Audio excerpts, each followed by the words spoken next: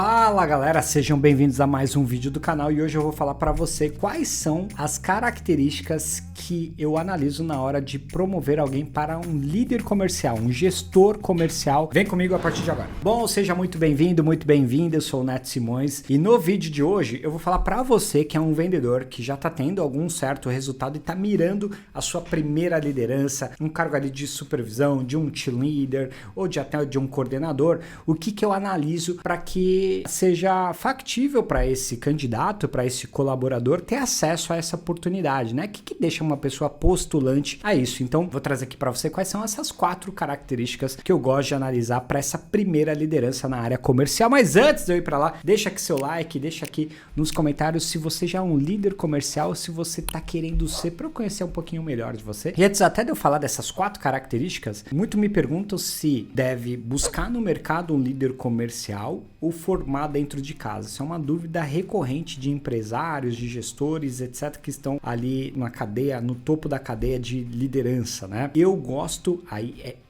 na escola que eu fui formada, na cultura que eu estou exposto de formar do zero. Privilegia isso do que buscar no mercado. Não tem nenhum demérito em buscar no mercado, pelo contrário, isso é muito feito pelas empresas, mas porque a gente privilegia a formação em casa. Primeiro, pela mensagem que você passa para o time que está acessível a todos. Isso é muito importante para que todos consigam almejar aquela posição. Segundo, que você tem mais tempo de histórico para conhecer o candidato. Então você sabe o comportamento dele. Quando ele vem de fora, você descobre ao longo do tempo. Então é muito comum você ter desalinhamentos culturais ao longo do tempo. Isso você minimiza quando você tem uma formação do zero. E qual é o ponto negativo disso? Que você demora mais para ter um líder comercial mais completo na sua operação, porque você tem que fazer a formação desde o zero. O cara entra desde ali às vezes SDR, né? Às vezes Inside Sales Júnior, etc. Até ele chegar numa posição de liderança demora mais. É uma formação, na minha visão, mais perene, só que ela demora mais tempo para acontecer, dependendo da fase do seu negócio. Você não tem esse período para esperar, então ir buscar do mercado é uma ótima opção,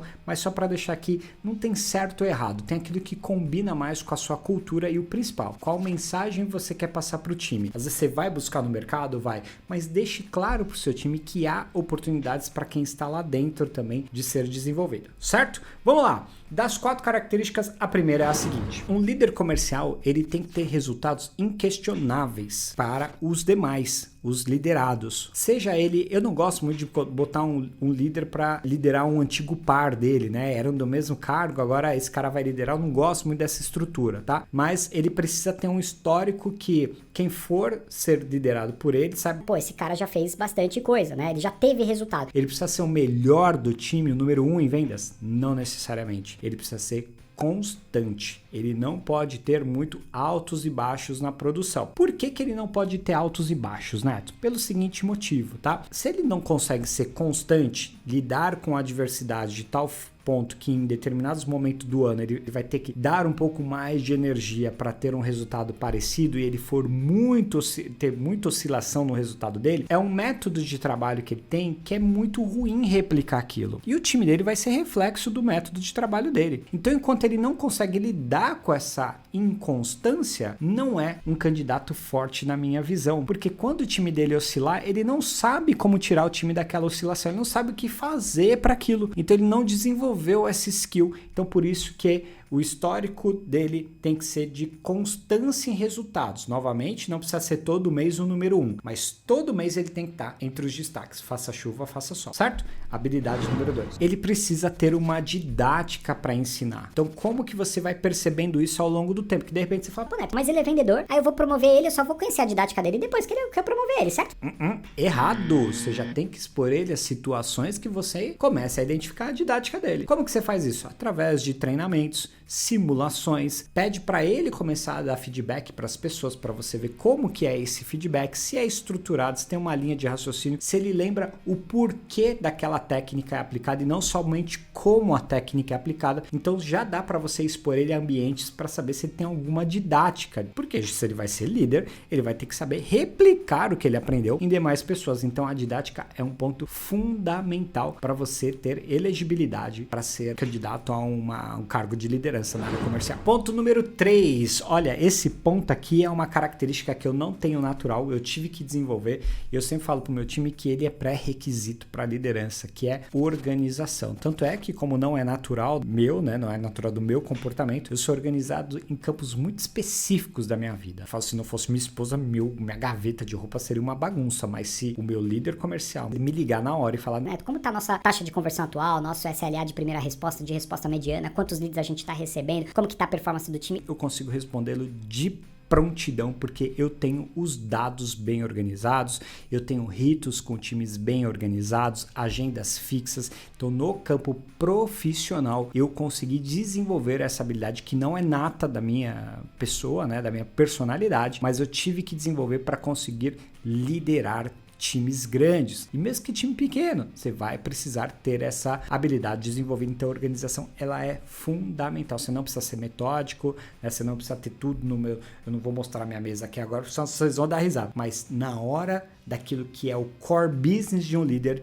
que é a gestão do time dele, isso tem que estar impecável, assim como minhas gavetas lá, graças à minha queridíssima esposa. Vamos para o número 4. O número 4 é o seguinte, pessoal, essa já é uma habilidade que eu não sei se ela é uma premissa. Eu acredito até que ela pode ser desenvolvida ao longo já com a oportunidade de uma primeira liderança, tá? Mas eu analiso muito, eu me sinto muito confortável quando eu vejo que o meu liderado já tem um controle emocional de oscilação emocional mais desenvolvido. O que isso quer dizer? Lembra lá que eu falei que ele precisa ter resultado constante? Quando ele não tá tendo um resultado como ele gostaria, como que ele reage a isso? Tem pessoas que se abatem demais, tem pessoas que não se abatem, não tem um resultado, não consegue trazer o resultado, mas não fica tão abatida, sabe que é um momento difícil, sabe que vai ter que se superar, mas ela não fica tão abatida. Como ele reage a uma competição, a um momento um pouquinho mais de estresse, de pressão, que às vezes tem determinados fechamentos em campanhas, qual que é a reação dele para essa oscilação emocional? Isso é bem importante. Novamente, até acho que se não tem tão desenvolvida isso, dá para dar uma oportunidade de uma primeira liderança, mas teria que ser acompanhado muito de perto para ver se ele vai transmitir isso para o time. Acaba transmitindo, né? Em alguns momentos insegurança, tal. Então, até que